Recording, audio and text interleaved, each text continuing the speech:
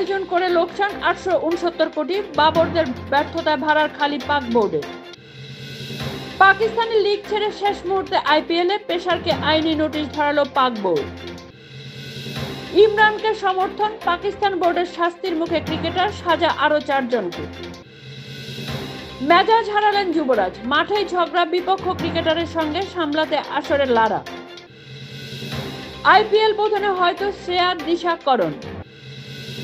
ধোনির সামনে ১৭তম টেস্ট খেলে অবসর নিতে চেয়েছিলেন, অজানা কথা ফাঁস অশ্বিনের।